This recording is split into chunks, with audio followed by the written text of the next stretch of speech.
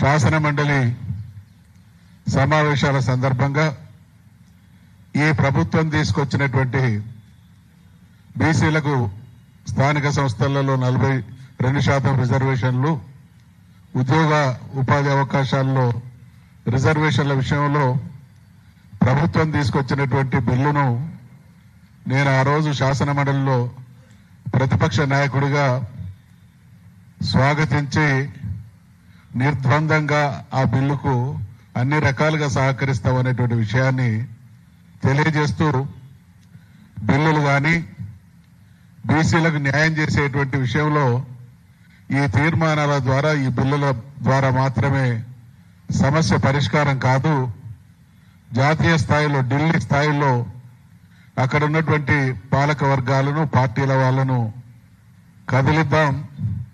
మనకున్నటువంటి సామాజిక స్థితిగతులు దేశంలో ఉన్నటువంటి అన్ని రాజకీయ పార్టీల నాయకులకు తెలియజెప్పడం ద్వారా ప్రధానమంత్రి, ప్రతిపక్ష నాయకులను కలిసి దీనికి ఆమోదం తీసుకువద్దాం.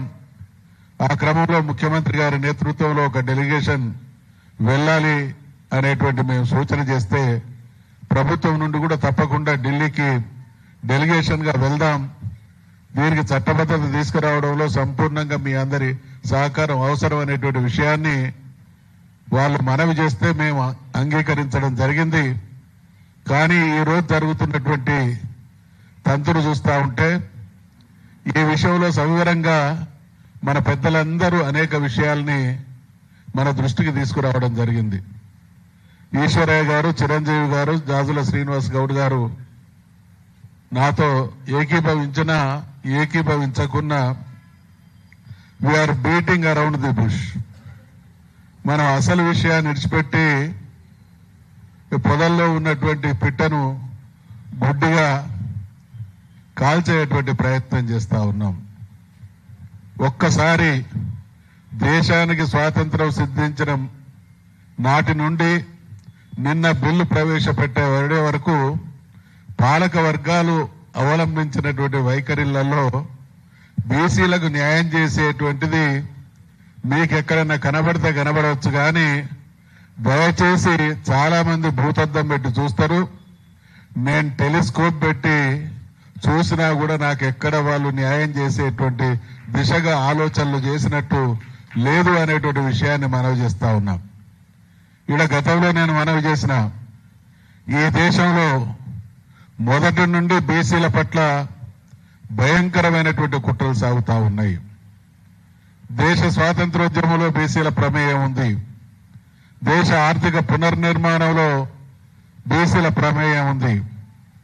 కానీ రాజ్యాధికారంలో గాని, సంపదను అనుభవించడంలో గాని మనకు వాటా లేకుండా చేసిల్లో అనేటువంటి వాస్తవాన్ని కూడా మనం గ్రహించాల్సినటువంటి అవసరం ఉంది.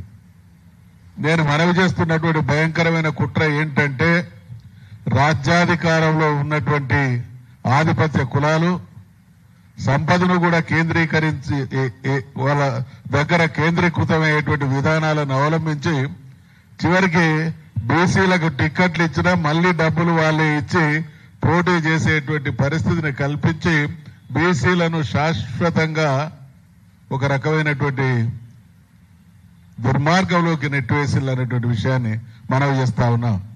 ఈ 42% రిజర్వేషన్లు అమలు చేసి మాత్రమే ప్రభుత్వం ఎన్నికలకు పోవాలని ప్రభుత్వాన్ని డిమాండ్ చేస్తూ, దానికి భిన్నంగా ఏదైనా జరిగితే తప్పకుండా బీసీ లోకం బగ్గుమనేటువంటి పరిస్థితికి పాలక వర్గాలే బాధ్యత వహించాలనేటువంటి హెచ్చరికను కూడా చేస్తూ, మనం ఇప్పటి నుండి జరిపేటువంటి కార్యక్రమంలో అటువంటి హెచ్చరికలు, అటువంటి సంకేతాలు ప్రభుత్వానికి ఇవ్వాల్సినటువంటి బాధ్యత కూడా ఉంది అనేటువంటి విషయాన్ని మనవి చేస్తూ, మేము ఈ వేదిక నుండి రాష్ట్ర ప్రభుత్వానికి విజ్ఞప్తి చేస్తా ఉన్నాం, హెచ్చరిస్తా ఉన్నాం, డిమాండ్ చేస్తా ఉన్నాం. 42% రిజర్వేషన్లు గనక అమలు జరగకుండా మీరు చేసేటువంటి ఏ నిర్ణయమైనా తెలంగాణలో ఉన్నటువంటి బీసీల ఆత్మ గౌరవాన్ని దెబ్బతీసేటువంటి కుట్రగా పరిగణిస్తామనేటువంటి విషయాన్ని తెలియజేస్తూ